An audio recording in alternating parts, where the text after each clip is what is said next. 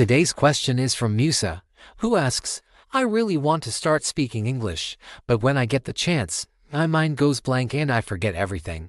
I know the words, but they just won't come out. It's a frustrating feeling. And it's one that almost every new language learner experiences.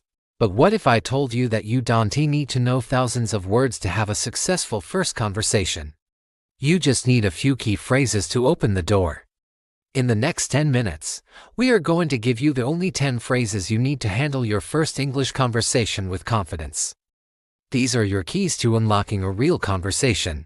Ready? Let's begin. Phrase number 1, how are you? This is the most common way to start a conversation after saying hello. It's friendly and polite. Remember, the person will usually answer I'm good, thanks. How are you? So be ready to answer yourself. A simple I'm good, thank you is a perfect response. Let's practice. Listen, and then repeat in the pause. How are you? Phrase number 2, my name is. Simple, essential, and direct. This is how you introduce yourself. You can also use the contraction, my name's, which is very common in spoken English. For example, I would say, my name is Alex. Or, my name's Alex. Let's practice. Use your own name. My name is phrase no. 3. What's your name? Simple, polite, and necessary. After you introduce yourself, the natural next step is to ask for the other person's name. This shows you are interested in them and want to continue the conversation.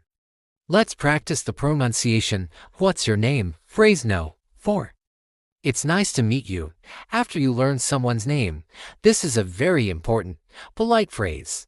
You usually say this after you learn someone's name. For example, hi, my name is Alex. Hi Alex, I'm Maria. It's nice to meet you, Maria. It makes the other person feel respected and welcomed. Let's practice, it's nice to meet you. Phrase number 5. Where are you from? People love to talk about where they are from. This is a fantastic question to learn more about the person you are talking to. It opens up the conversation to talk about cities, countries, and culture. Let's practice, where are you from? Phrase number 6, I'm from. This is, of course, the answer to where are you from. Be ready with your answer. You can say your country or your city. For example, I'm from Ethiopia. Or, I'm from Addis Ababa. Let's practice with your own country or city. I'm from. Phrase number 7, what do you do? This is a very common question.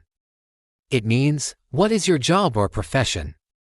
Or, if you are a student, you can answer with what you study. For example, I'm a teacher. Or, I'm a student. I study engineering. Let's practice the question. What do you do? Phrase number 8, could you please repeat that?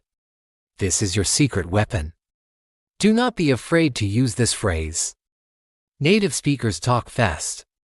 If you don't understand something, asking them to repeat it is not a mistake. It shows you are listening carefully and want to understand. It is a sign of a great student. Let's practice this essential phrase. Could you please repeat that? A variation of this is, could you please speak slower? Phrase no. 9. Thank you. The 2 most important words in any language. Politeness is always appreciated. If someone helps you, answers a question, or gives you a compliment, a simple thank you is perfect. You can also say thanks a lot for more emphasis. Let's practice, thank you. Phrase number 10, have a great day. This is a wonderful, friendly way to end a conversation. It's much warmer than just saying goodbye. It leaves the other person with a positive feeling. Let's practice our friendly exit. Have a great day. And there you have it. The only 10 English phrases you truly need to survive and succeed in your first conversation. Knowing these phrases is the first step. The next step is to use them. Confidence does not come from watching. It comes from doing. So here is your homework from English HQ 360. Your mission is to try and use just one of these phrases today. Maybe with a colleague, a friend who speaks English, or even just practicing in front of a mirror. Let us know in the comments below, where are you from?